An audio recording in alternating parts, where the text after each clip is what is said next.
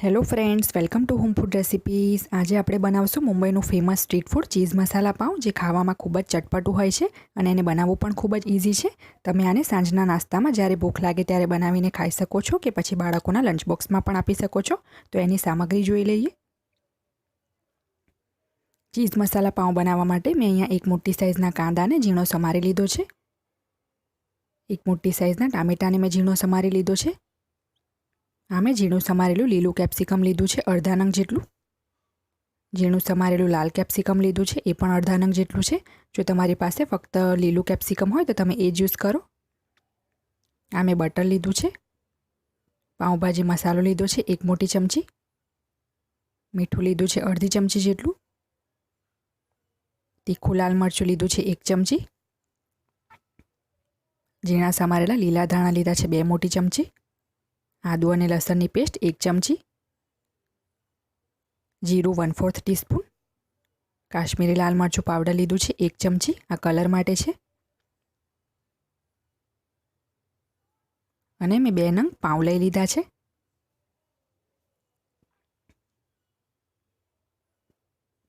મેં ગેસની ઉપર એક તવો ગરમ કરવા માટે મૂકી દીધો છે. તમે ચાહો તો આને પેનમાં પણ બનાવી શકો છો. તો હવે આપણે એમાં બટર નાખી દઈશું.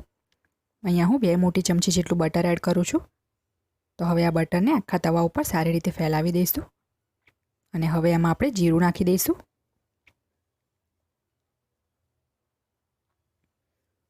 જીરું સારી રીતે સતળાઈ જાય એ પછી આપણે એમાં ઝીણા સમારેલા કાંદા એડ કરશું.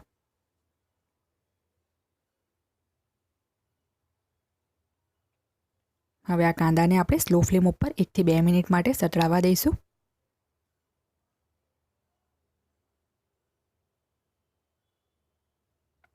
કાંદાને મેં 2 મિનિટ માટે સાંતળી લીધા છે. તો હવે આપણે એમાં આદુ અને લસણની પેસ્ટ નાખશું. હવે આદુ લસણની પેસ્ટને પણ આપણે સ્લો ફ્લેમ ઉપર અડધી મિનિટ માટે સાંતળી લઈશું, જેથી એમાંથી રો ફ્લેવર જતી રહે.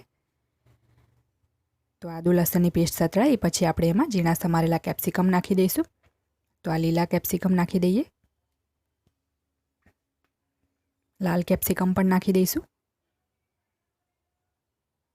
હવે બધું જ સારી રીતે મિક્સ કરીને આપણે ફરીથી 2 મિનિટ માટે કૂક કરી લઈએ.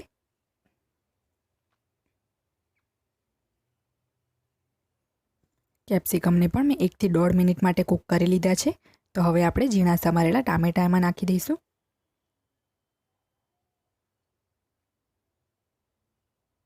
ટામેટા નાખ્યા પછી તરત જ આપણે એમાં મીઠું નાખી દઈશું, જેથી આપણા ટામેટા જલ્દી કૂક થઈ જાય. અને હવે આપણે ટામેટાને પણ 2 મિનિટ માટે સારી રીતે કૂક કરી લઈશું. તો હવે આપણે બધા મસાલા એમાં એડ કરીશું. તો સૌથી પહેલાં પાઉંભાજી મસાલો નાખશું. તીખું લાલ મરચું નાખશું. કાશ્મીરી લાલ મરચું. અને હવે ફરીથી આપણે બધું જ સારી રીતે મિક્સ કરીને અડધી મિનિટ માટે કૂક કરી લઈએ. તો મસાલાને પણ મેં અડધા મિનિટ માટે કૂક કરી લીધા છે. તો હવે આપણે એમાં લીલા ધાણા નાખી દઈશું, ઝીણા સમારેલા. જો તમારે આમાં લીંબુનો રસ નીચોડવો હોય તો તમે એ પણ નીચોવી શકો છો. તો આપણો આ મસાલો રેડી થઈ ગયો છે. તો હવે આપણે પાઉંને શેકી લઈશું આ પેન ઉપર. તો આ રીતે સાઈડ પર બધો મસાલો કરીને આ જ તવા ઉપર આપણે પાઉં શેકી લઈશું. તો હવે થોડુંક બટર આપણે તવા ઉપર એડ કરીશું. 1 ચમચી જેટલું મેં બટર એડ કર્યું છે. અને હવે આપણે આની ઉપર પાઉં મૂકી દઈશું. પાઉંને આપણે બંને બાજુથી બટર લગાવીને સારી રીતે શેકી લેવાના છે. અને તમે ચાહો તો બટરની જગ્યાએ ઓઇલ પણ યુઝ કરી શકો છો, પણ બટર યુઝ કરવાથી ટેસ્ટ ખૂબ જ સરસ આવે છે. તો એક તરફથી શેકાઈ જાય તો આપણે બીજી બાજુ પણ એને ટર્ન કરી લઈશું અને બીજી બાજુથી પણ એને સારી રીતે શેકી લેવાના છે. હવે પાઉં બંને બાજુથી શેકાઈ ગયા છે. તો હવે આપણે આને ખોલીને વચ્ચે પણ થોડુંક બટર લગાવશું.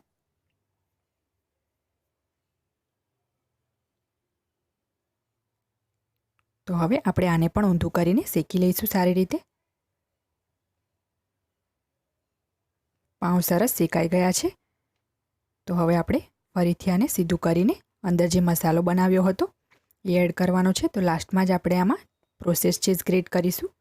આ પ્રોસેસ ચીઝ છે તો ખૂબ જ જલ્દી મેલ્ટ થઈ જાય છે, એટલે પાઉં આપણા શેકાઈ જાય એ પછી લાસ્ટમાં જ એને છીણવાનું છે. હવે આપણે આને થોડુંક મિક્સ કરી લઈશું.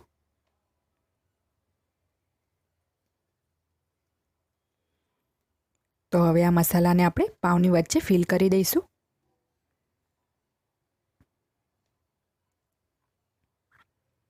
જો તમને પાણી નાખવાની જરૂર લાગે તો તમે 2 થી 3 ચમચી જેટલું પાણી પણ આમાં એડ કરી શકો છો, પણ મેં અહીંયા પાણી એડ નથી કર્યું. તો ચમચીથી જ આપણે આને પાવની વચ્ચે ફિલ કરી દઈએ. ચમચીથી એકદમ ઇઝી રહેશે.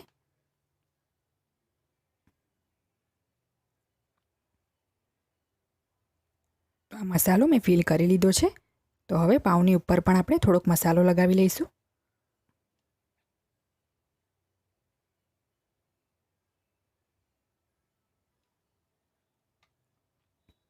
તો હવે આપણું ચીઝ મસાલા પાઉં રેડી છે અને આપણે સર્વ કરી લઈએ.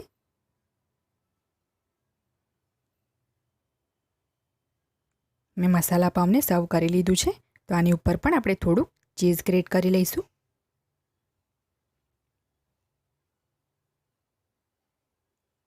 હવે થોડાક ઝીણા સમારેલા લીલા ધાણાથી આને ગાર્નિશ કરી લઈએ. તો આ આપણું મુંબઈનું ફેમસ ચીઝ મસાલા પાઉં બનીને તૈયાર છે. તમે આને નાના બાળકો જો સબ્જી ના ખાતા હોય તો આમાં થોડાક મસાલા ઓછા એડ કરીને નાના બાળકોને પણ આપી શકો છો. તો જો તમને મારી આ રેસીપી પસંદ આવે તો મારી ચેનલને લાઇક, શેર અને સબસ્ક્રાઈબ કરવાનું બિલકુલ ના ભૂલશો. સબસ્ક્રાઈબ બટનની બાજુમાં જે બેલ આઇકન છે એને પણ ક્લિક કરો, જેથી તમને મારા દરેક વિડીયોની નોટિફિકેશન મળતી રહે. જો તમારે મારો આ વિડીયો હિન્દીમાં જોવો હોય તો એની લિંક મેં ડિસ્ક્રિપ્શન બોક્સમાં આપી દીધી છે. તો મળીએ નેક્સ્ટ વિડીયોમાં. ત્યાં સુધી આવજો.